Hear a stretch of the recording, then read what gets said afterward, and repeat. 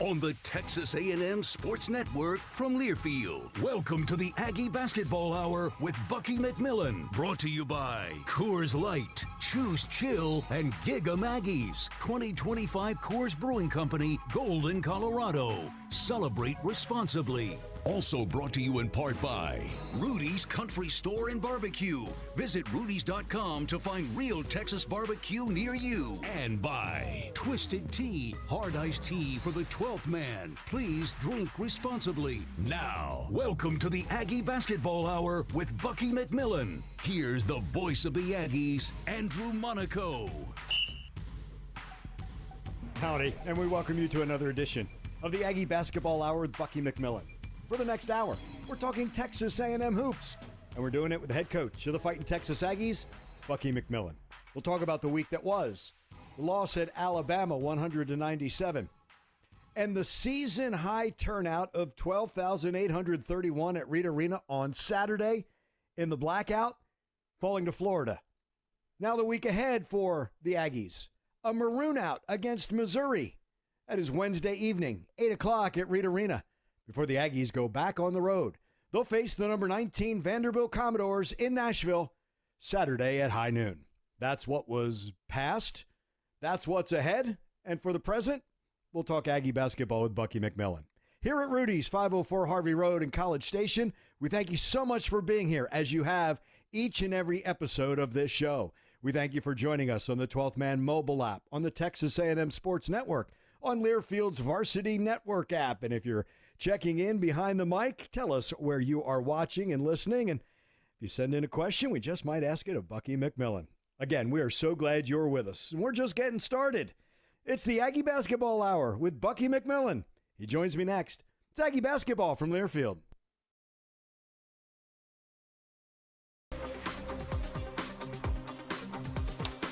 When you need a new roof or just have a pesky leak, you want to call on the winning team at Schulte Roofing, home of the Bulletproof Roof Guarantee. Get the best.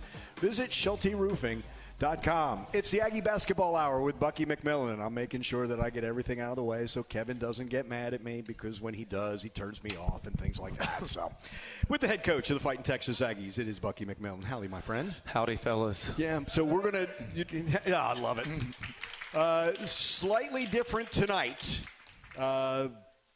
There's practice after the show. After the show. Right? Yep. Because we play at 8 on Wednesday. We got to do. We usually do one late, one early. So yeah. Since we had the show at 7, we couldn't. They get out of class at 5:30. We had to move it till after. So we'll release you a tad earlier so you can get there. Hey, can we talk about? I'm going to get to the final. Can we talk about the atmosphere Saturday in the blackout and the 12th man? They've been responding to you and this team all season long, have they not? Well, that was loud, energetic. Man, it was really wanted to deliver for those guys and girls up there in that crowd, because that was an incredible atmosphere, And, when you have that and you can build on that, it makes it feel like, hey, Reed Arena on game nights, that's the place to be. Yes. And, I'll tell you, if we can keep doing that, we're going to deliver a lot more than we're not going to. I almost think it shocked our players that first half. Good point. So they felt all that energy, and we were playing just a little too hard right there, But anyway, the 12th man did their job, that's for sure. You were adamant by saying this will not be the only time that you're going to have 13,000 in that building. That's going to become a common occurrence, will it not? That's how much trust and confidence you have in this program, do you not? Oh, well, no doubt, and I think. Look, we're playing for a lot. I mean, people, talked to our team today. We watched tape earlier today. We're coming back and practicing, and I think we got to be realistic with where we are. Like we're trying to win the SEC. Right. I mean, that's what we're trying to do. And to do that, we got to play great basketball. Well, guess what? We played 3 games in the past week. We played a Saturday at Georgia, we played a Wednesday at Bama, and then a Saturday versus Florida, and they had an off week. We played maybe the best we played all year long versus Georgia, and we played one of the best games we played all year long versus Bama. I agree. We didn't win, but you can't get results oriented. They played one of their best games, too, on a floor where they don't hardly ever lose, and we had the lead twice under 90 seconds. So we played, before those 2 games, we had Mississippi State, South Carolina. Those were 4 of the 5 of the best games we played all year long. And guess what? We had a bad game versus Florida. We didn't shoot it well. It's a tough team to play from behind when that happens. But playing great basketball. Right. It happens. And I think the thing that we all got to, understand, I told our team is that, champions act like champions before they're ever champions. You've heard me say that. Yep. Champions act like champions before they're ever champions. Not just when it's going good, right? And it's been going good. But how do we respond, hey, when you do have a bad night? Yeah. Do you dismantle? Do you stay together?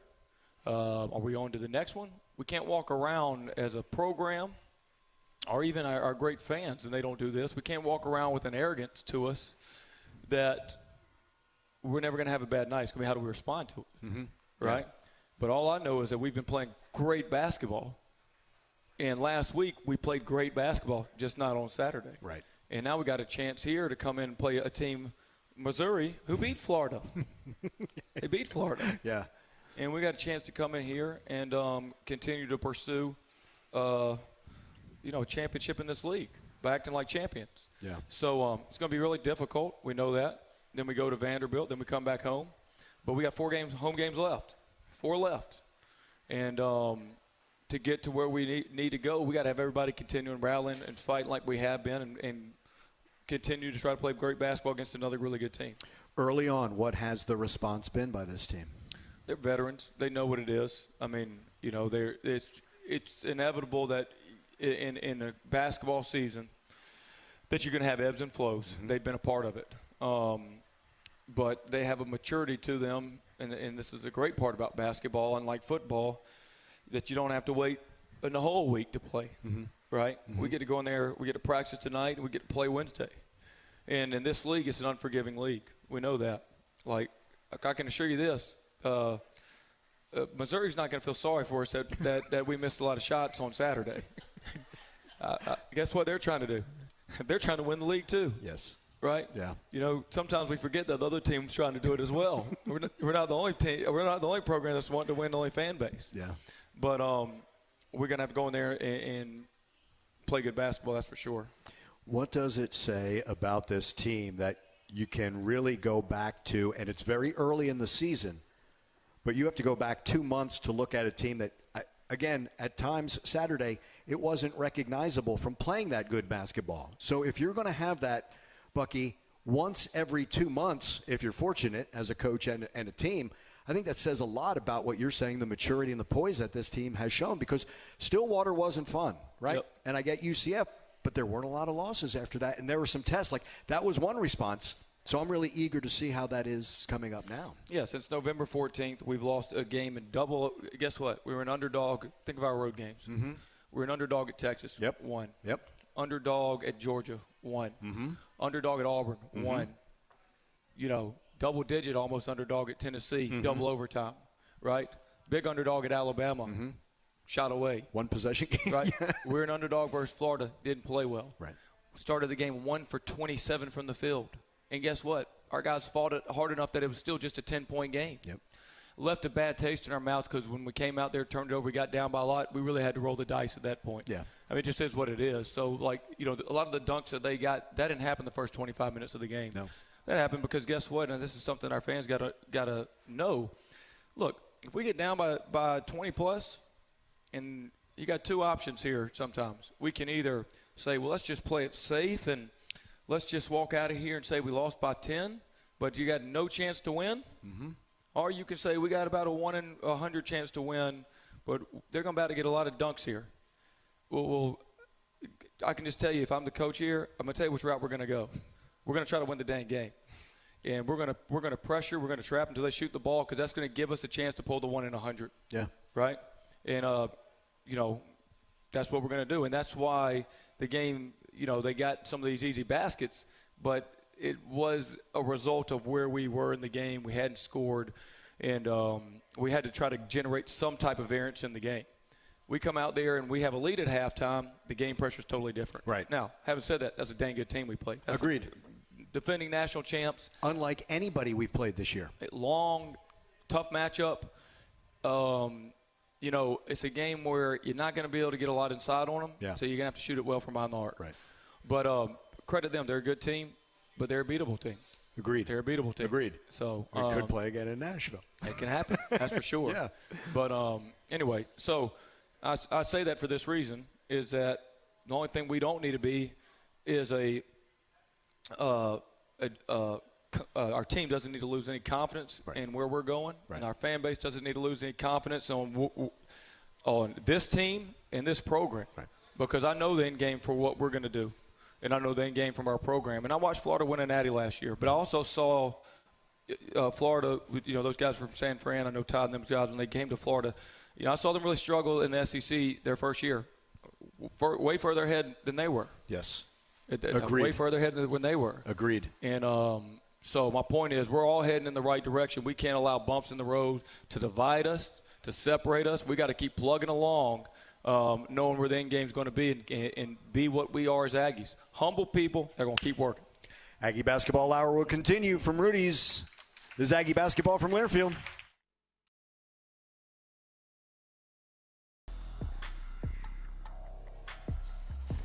Texas Farm Bureau Insurance wants to give you a VIP Aggie basketball fan experience this year. Go to 12thman.com/maroon contest.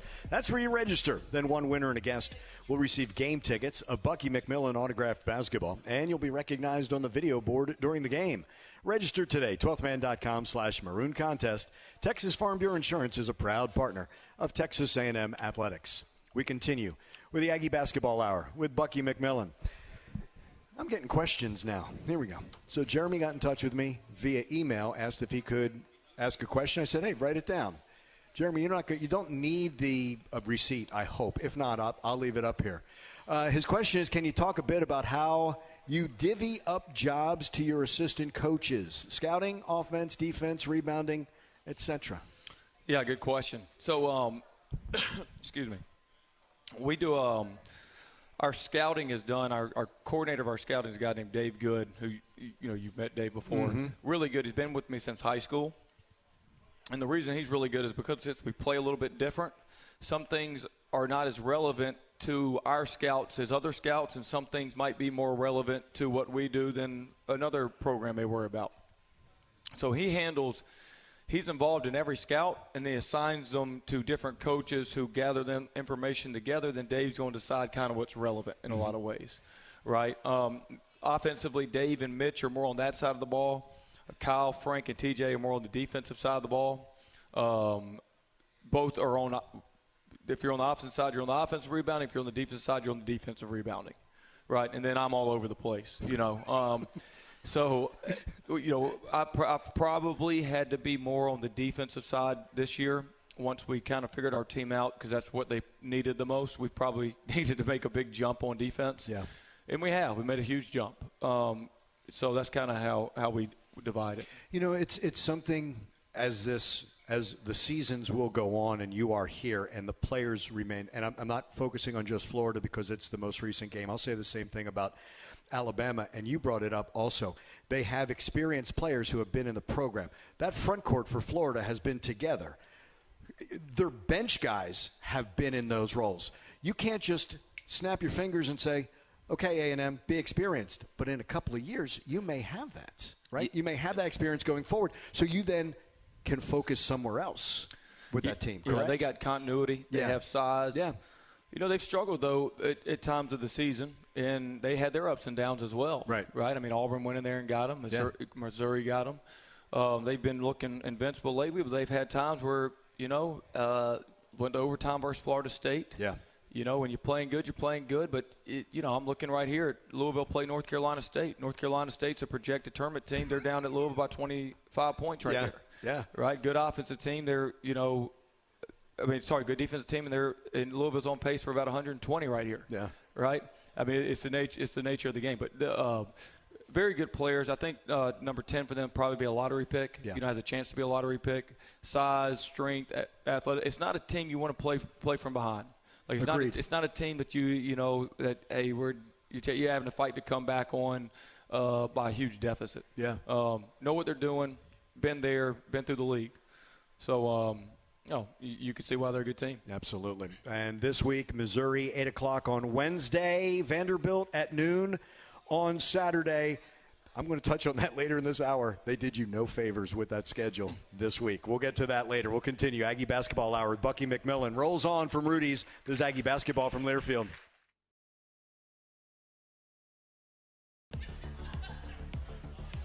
Head on over to your local Rudy's or Rudy's.com to place an order for their real Texas barbecue. Enjoy 100% oak smoked meats, delicious sides, and Rudy's signature sauce. And don't forget, Rudy serves made-to-order and grab-and-go breakfast tacos every day until 10 a.m. We continue. It's the Aggie Basketball Hour with Bucky McMillan. Next Monday, we will have the doubleheader. Aggie Basketball Hour, Joni Taylor will precede us. And next Monday is our last show for the season. It's gone fast. Well, if we get to the Final Four, we're going to have a special hour. Show? How about that? You heard him. You heard him. He's the boss. So, talking with Joe before this show, he's got a question as well. Rashawn wears 12. Did you know about the 12 and the importance here? And can you share with people how important 12 is to Rashawn? And is there a better person to wear the 12 at Texas A&M than Rashawn Agee? There's a lot of questions there for you. Definitely not anybody better than Rashawn wearing 12. I don't know if he got 12 because he knew or not. You know, the weird part is, like, this is funny. I don't know our players' numbers. I do know Rashawn wears 12. I couldn't tell you anybody else's numbers. I just know our players' names. And here's the funny part. We'll be playing against the other team. You know numbers. I don't know their names. That's the craziest part. I literally no, it's don't a coach. That's coach world. Yeah, it'd be like, yeah, but it's bad. I mean, it'd be like, who was that? Who's that number 20? That's Michael Jordan. Okay, you know, it's like number 23. You know, so I know the numbers. I don't know the names of them, but I know our guys' names. So, but I knew what 12 was. Right. But Sean knows what it is now because they've asked him about it. But could you imagine a better player, not just because how he plays, but Aggie, like the Aggie? Aggie? You know, Aggie? Yeah, perfect. But, man, he's a soldier, you know.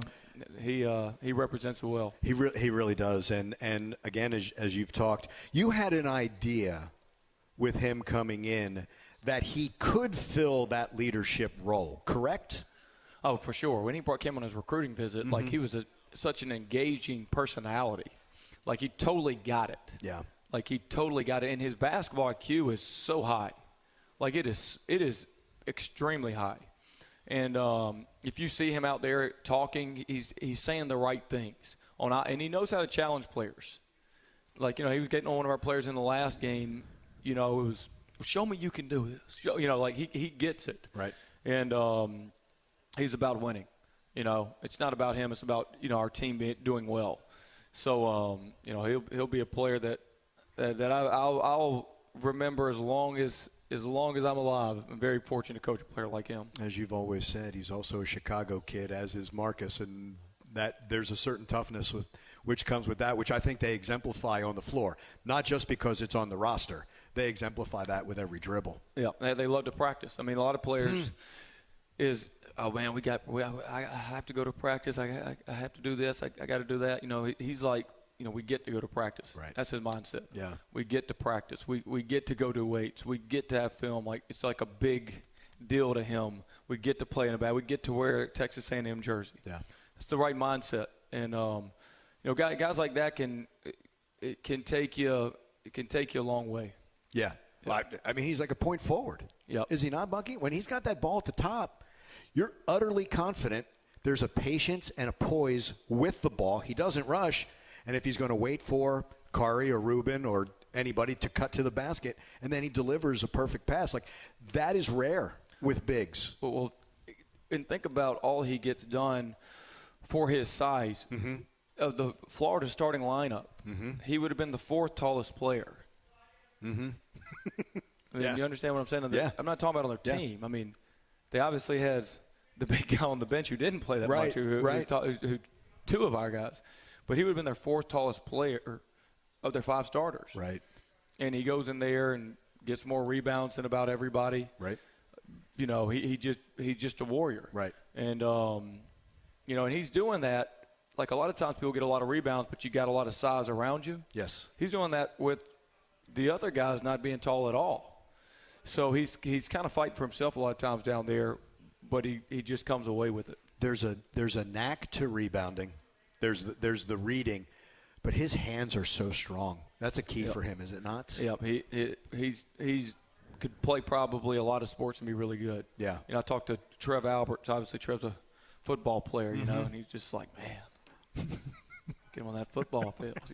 Don't let Elko anywhere near him. He'll have him at linebacker or somewhere. Yeah. And that's the thing. Like I've always joked with Mike that in the past he was at a baseball game and he was talking, and after the game he's walking with Jace Laviolette and they're leaving, and I was like, what were you talking about? He said, well, I was just telling Jace how much defensive ends can make in the NFL. So you better be careful he doesn't take someone from you.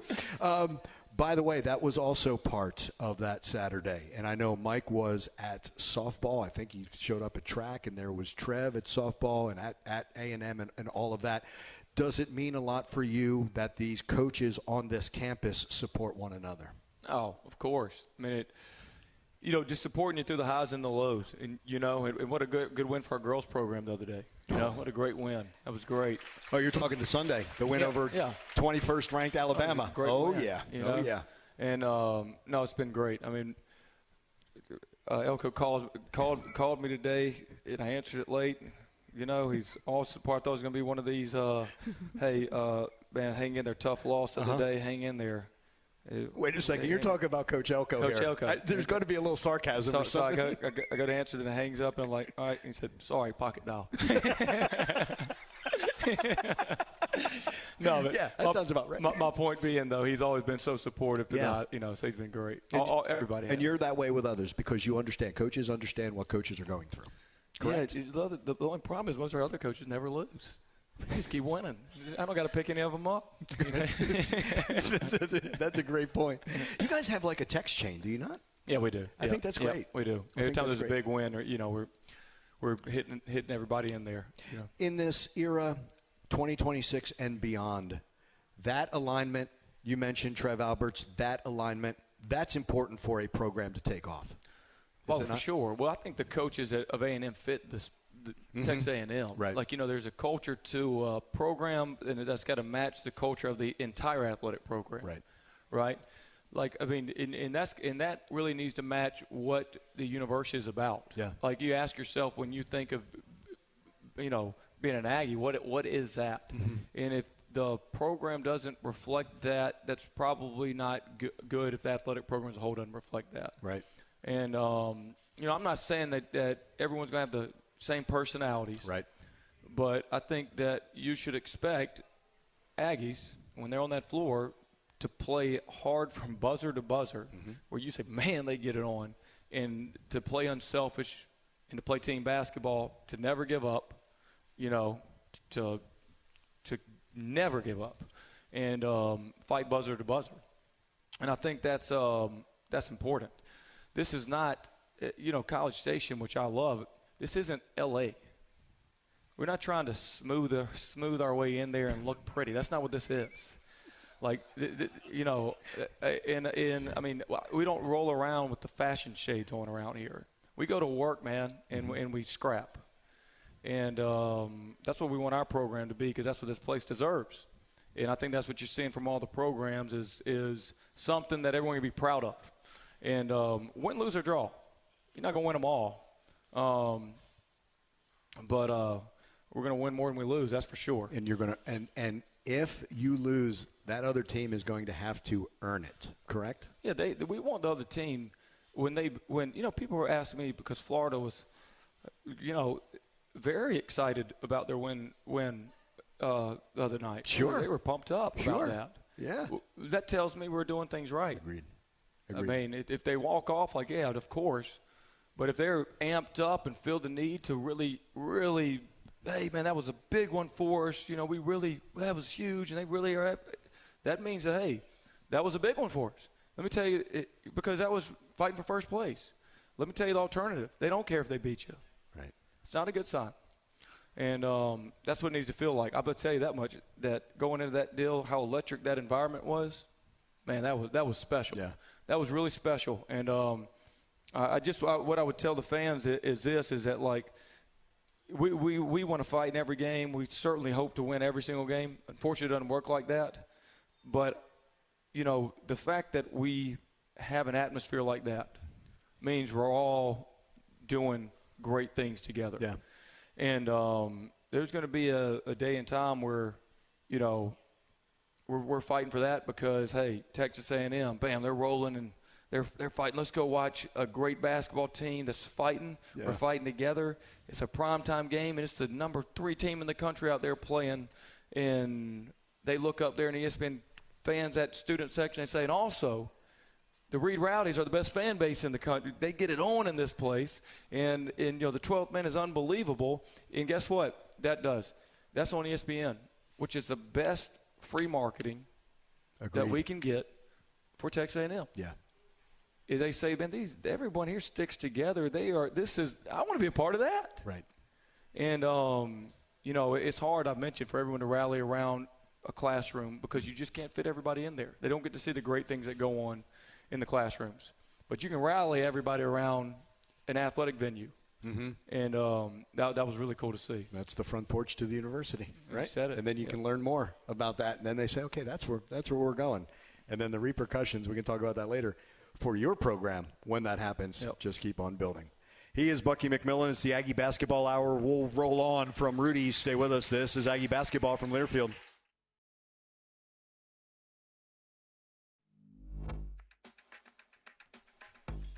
Thanks to the generosity of 12th Man Foundation donors, Aggie student-athletes have the resources to succeed at Texas A&M and beyond.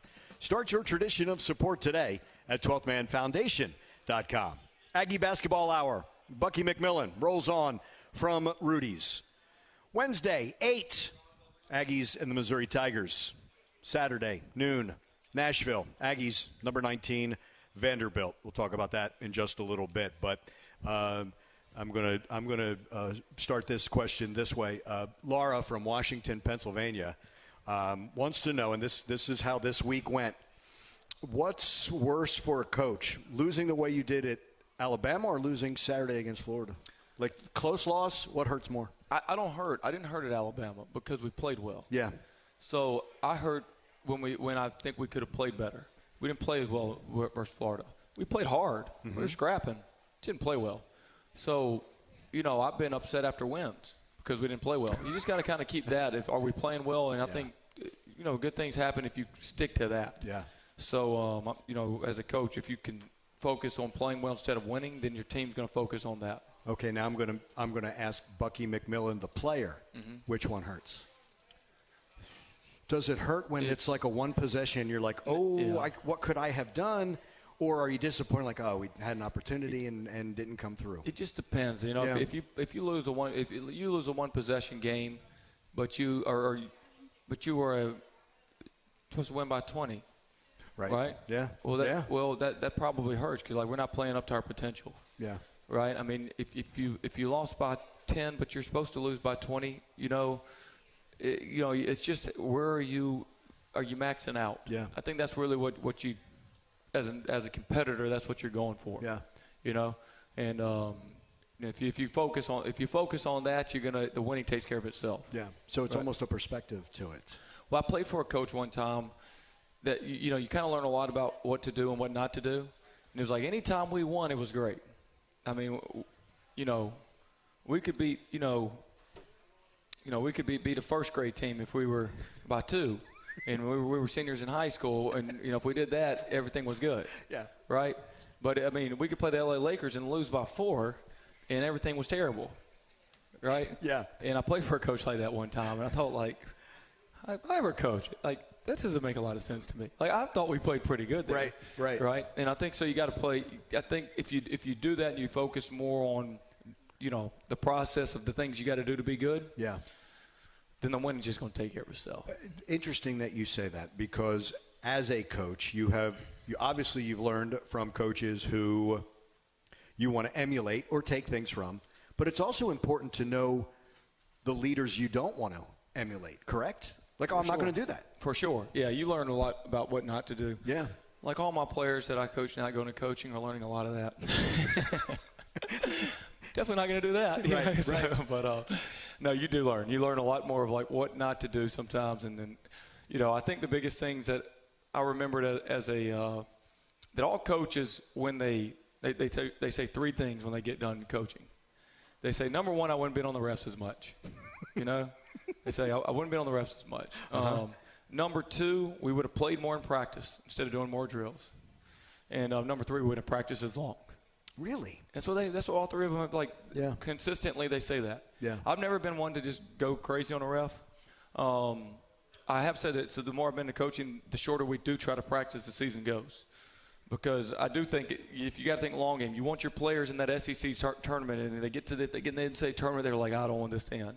We've all been a part of teams that are, you're beating a dead horse, right? They're like, I'm trying, coach, but I'm gassed out. Yeah. Right? I've given you everything since June. Right. You gotta have them fresh. Yeah. And so, I've been really mindful of that here, particularly when you're coaching college, because these games are wars, and if you're undersized, it's like a double war. You're just fighting, man. I mean, it's just like you're trying to move someone that weighs 40 more pounds than you.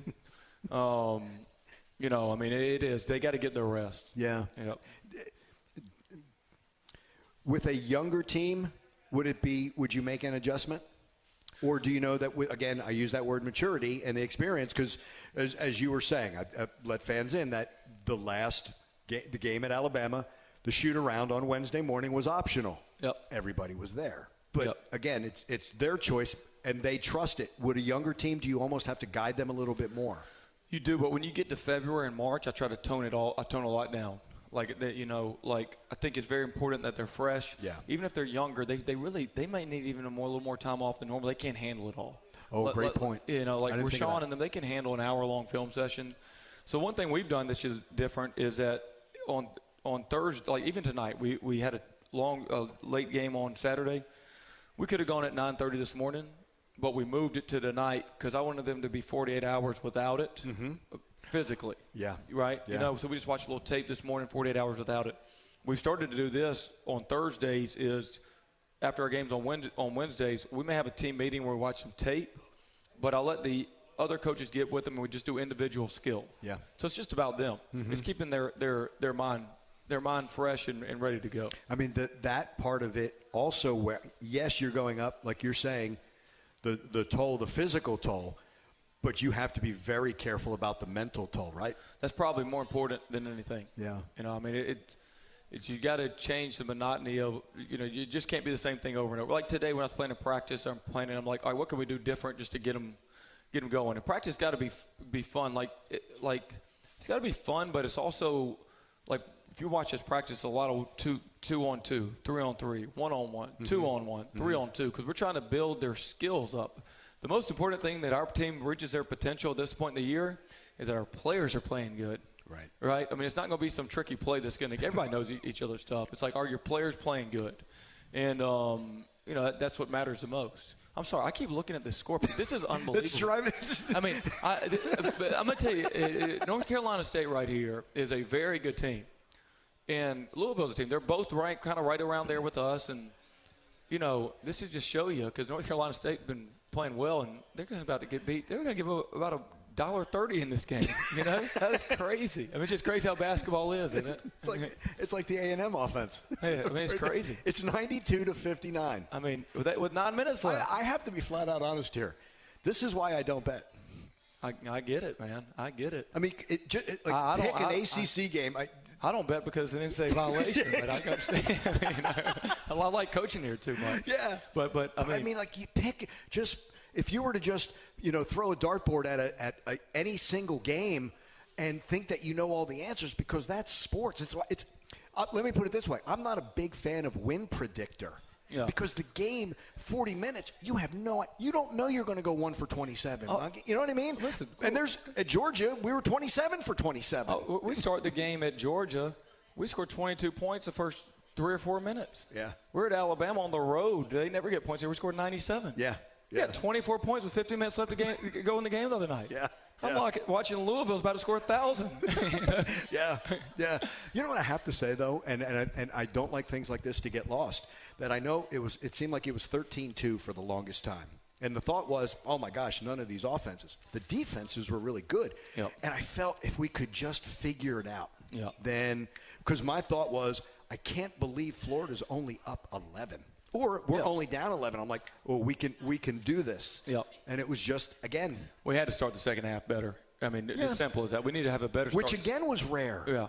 We have been a very good the adjustments that you and the coaches are making in that second half have been really good. Yeah, we didn't start the second half very well. Yeah. We need to put some game pressure on them. It would have given us a lot more options on defense. I'm telling you, I was very – until we got down where we just had to go Gramble mode. Yeah. I was pleased with our defense for the first 25 minutes of the game. I mean, we had to do some things on defense to try to just generate some tempo, but other than that, our guys they were fighting, doing what they're supposed to do, giving up a lot of inches. But it's funny how basketball works, because in that game right there, they could play tomorrow, and it could be totally the other way. Isn't that funny how basketball Same score the other way with NC State. Yeah. I mean, it's a fragile game. Yeah. And three-point shooting is a big deal. Mm-hmm. That's why Florida does a good job. They defend the three well. They're so long.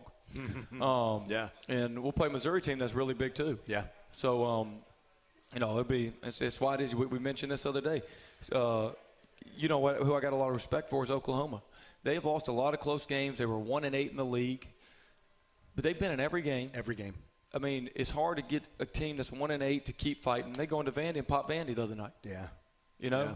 I mean, it's just how it is. They went right in there and got them. And Vanderbilt early in the season looked invincible. Mm-hmm. They lose 3 in a row. Yeah. You know what I mean? Georgia was ranked. Yeah. Right? That's exactly right. And the Aggies went in there. Yeah. Yeah. It's the game.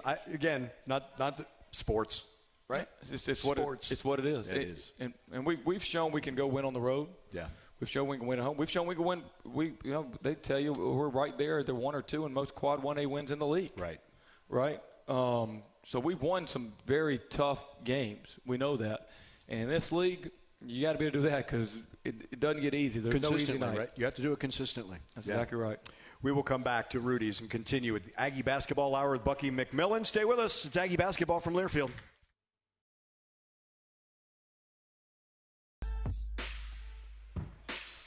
When you need a new roof or just have a pesky leak, you want to call on the winning team at Schulte Roofing, home of the Bulletproof Roof Guarantee. Get the best. Visit SchulteRoofing.com. We continue. Aggie Basketball Hour. Bucky McMillan. Team practices after this show, so this will be Coach's final segment. Aggies prepare for Missouri. That is on Wednesday, 8 o'clock. Dos Equis tip-off show comes your way at 7:30. 19th-ranked Vanderbilt Saturday at noon. Now, I need to tell you that when Chuck Daly was with the Magic and someone was asking him about the schedule, and he said, are we playing 41 home and 41 away? Because when that changes, that's when I'll get. But I will say, you've talked about this before, and I never really paid attention to it. The last game on Wednesday and the first game on Saturday, there's no favors coming to you from the schedule makers, for sure. Isn't that crazy? We pulled it off for South Carolina, but before that, teams in the SEC were 1-8 there. How about that? And we had to play that this past one. Yeah. We had to play we went late this past one, didn't we? Yeah, we were late this past one. Florida was, but they were off. Yeah, they were off. Yeah, on a bye. It's hard. I mean, they've shown the stats of it, so you got to be geared up, and figure it out. Yeah, that's the way it goes. I don't think, like we said earlier, I don't think Vanderbilt's going to feel sorry for us and say, we'll take it easy on you. I need to add this, though. They're playing tomorrow. They're not playing Wednesday. Wow. They're playing tomorrow at Auburn. But again, I know you were like, forget no excuses. But here it is. You were able to do it against South Carolina. You didn't use an excuse, for that. And that game got adjusted as well. And you're just back to what's really been fun. Again, only a couple times can you say this team hasn't looked like itself. When you get to do that, you've got something special, don't you? Yeah, I mean, we've proven that we can beat anybody in the league when we're playing well. We know that. Missouri's a good team, obviously capable team. Vanderbilt's a good team. Yeah. Every team you go down the line, if you don't play well, it's going to be a problem. A lot of these teams have shown they can win on the road too. Yeah. Yeah. And so home games they matter, but we've also showed we can win on the road too, right? Yeah. We've shown we can win at home. Yeah. We've shown we can win on the road. So have these other teams. So it's a great league. A lot of these other leagues, that's what separates the SEC. Number 1 league in the country for basketball. Mm-hmm. More teams in the top 40 than any other league. Yeah.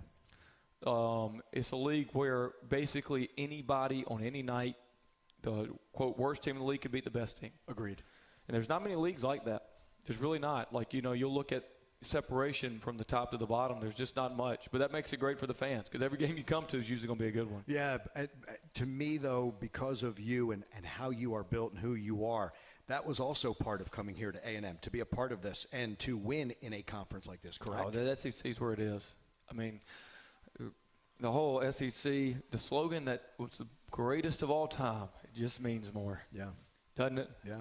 It just means more. When I saw our guys, when we celebrated, when we get a big road win, or I saw Florida celebrate, they got a win, or I saw this, I see the fan bases, and it just means more.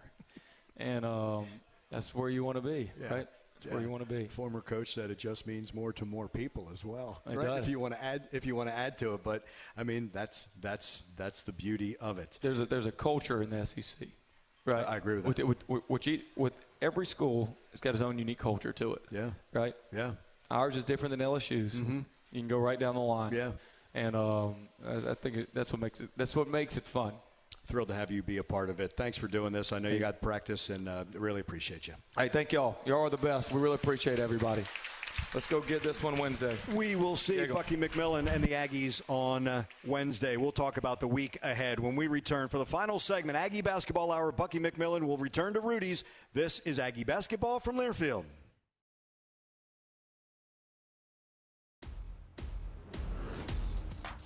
We want you to join the Aggie Football Club. It is an exclusive new membership program that connects the 12th man directly with football student athletes. You can enjoy unprecedented access, behind-the-scenes insight, and exclusive experiences that all help support the continued success of the football program at the highest level. For more information on the Aggie Football Club or to be one of the first to join, make sure you visit 12thman.com/Aggie Football Club. Here's what's ahead for this week. The Aggies and the Missouri Tigers. They tip things off at 8 o'clock at Reed Arena. It is a maroon out on Wednesday. We did such a great job with the blackouts.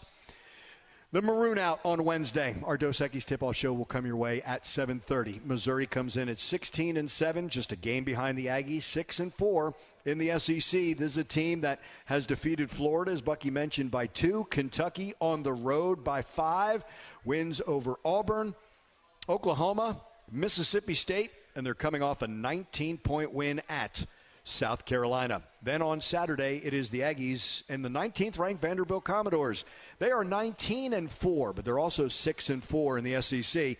Vanderbilt will play at Auburn tomorrow night. They've got an early game, but they will be at Neville Arena.